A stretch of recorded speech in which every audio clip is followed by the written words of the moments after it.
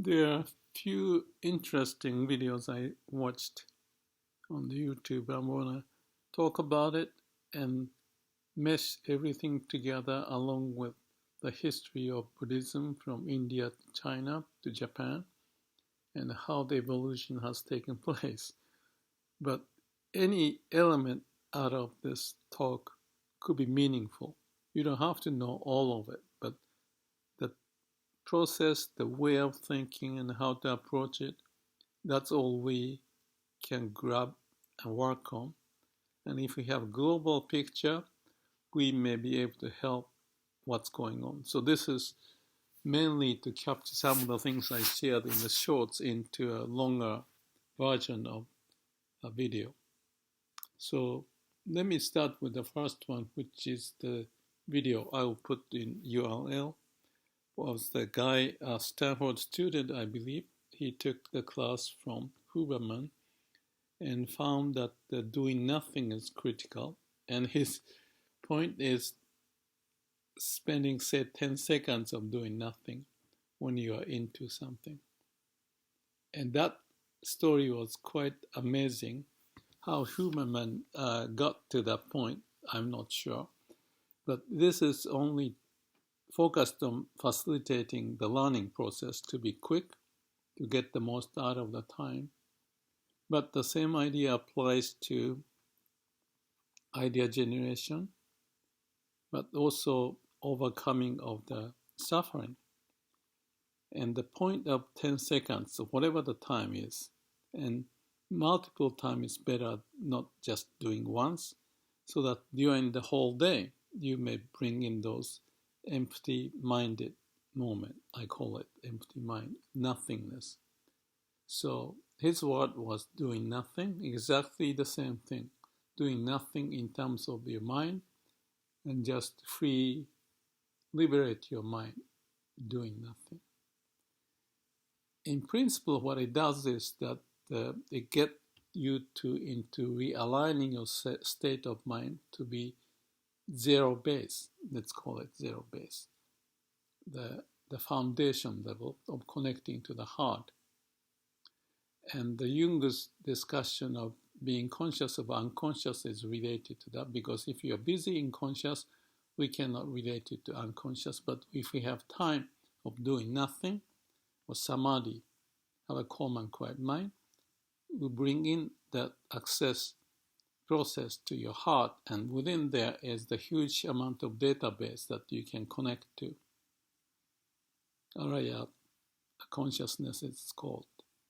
But if we are occupied in the current issue too much, but away from the basic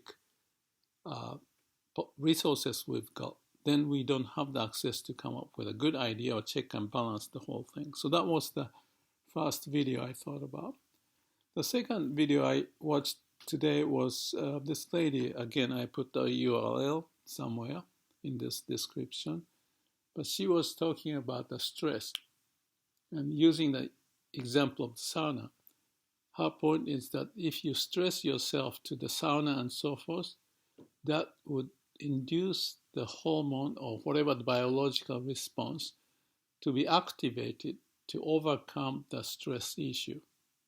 So more you do, whether it's the sauna or anything, in her case, running a short-term spurt of 2 minutes of extensive running or breathing will be helpful, kind of connected the Wim Hof idea of the sitting in the cold water. Any extreme cases that you bring into your life can help sort of balance out, and the biological response can be activated. So the first thing I talk about, do nothing, is the activation of doing nothing, extreme case. You can think like that. So those are the two elements that I thought in the last one day. Then I brought some short videos about the Buddhism, how it came about and into China, and how it melted together from Chinese pragmatic mind, also based upon Lao Tzu, Taoism, and prior to that, all the pragmatic mind they have developed to live life.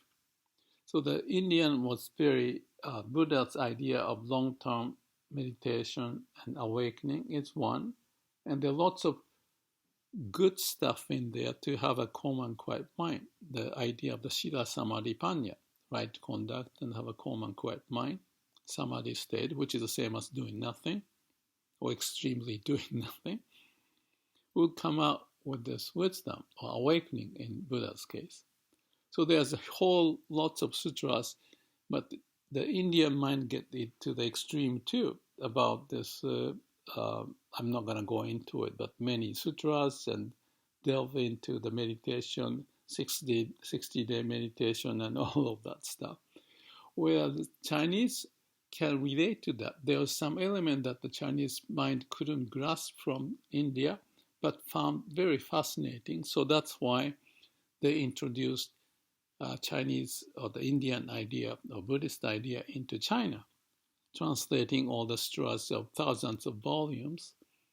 And what happened is that because of their pragmatism, they developed Zen. But further into Japan is when, like a Hakuin, developed this Koan Zen in a very formalized form, which is to not go through this long-term meditation and awakening, but rather to be pragmatic, to work on the extreme koan case to work on. So it kind of pressurizing instead of taking long time, but pressure to have the Zen monk to be cornered, so to speak, extreme problem that they have to solve. And that induced the accelerated sense, not always successful. Some people may go through it, the Rinzai Zen approach, but others may go through the typical or traditional Indian, but termed Soto Zen approach, which has the element of those long-term sitting, the gradual developing the skill to go into samadhi, but also to have the koan. If you read the Dogen, Shobo Genzo, it has lots of element of mixing of that samadhi with the situation, extreme case of facing the unsolvable problem, which is basically a paradoxical issue of, for example, listen to the one hand clapping, or who is the the original face of the where you came from before your parents are born.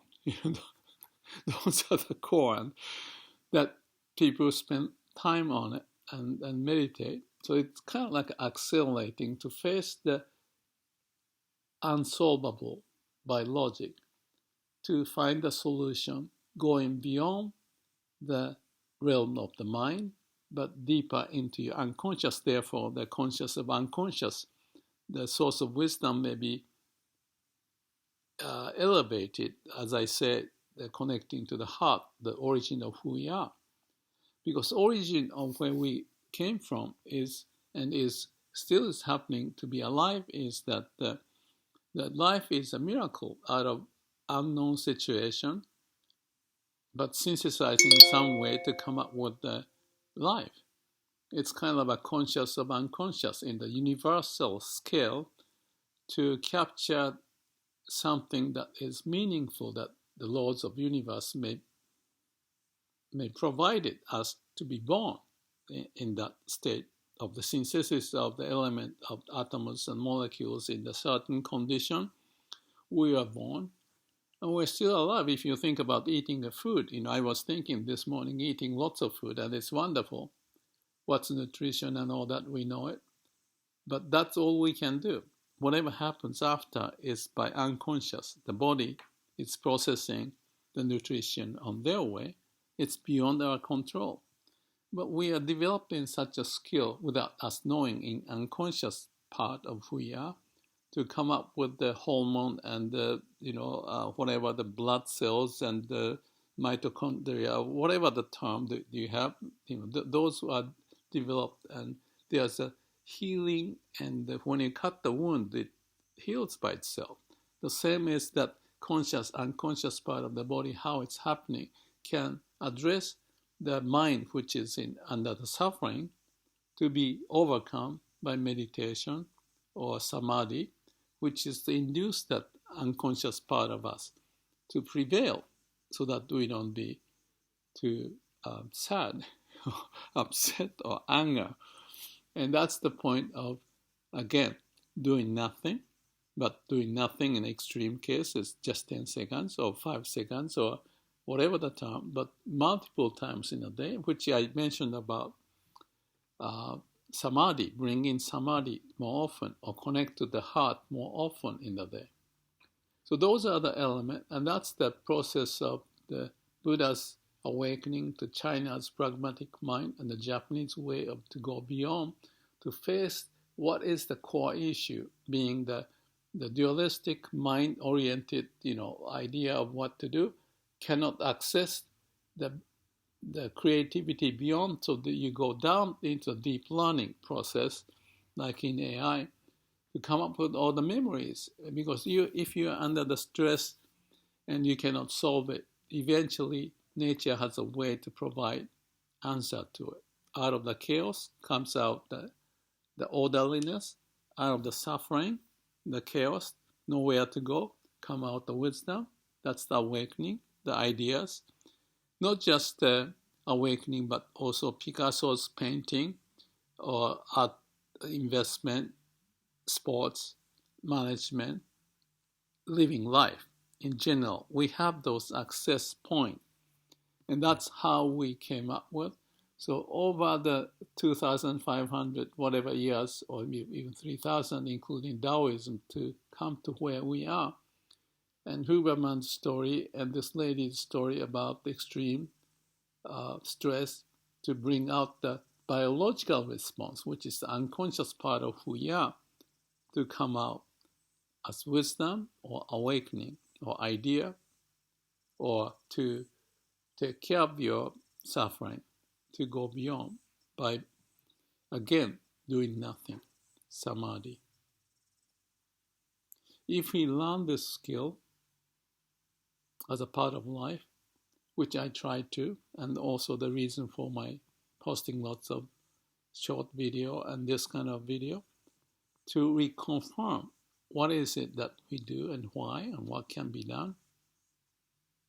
And by massaging our brain and connecting to our heart, having all the references, triangulate, synthesize, bring out the wisdom by being conscious of unconscious.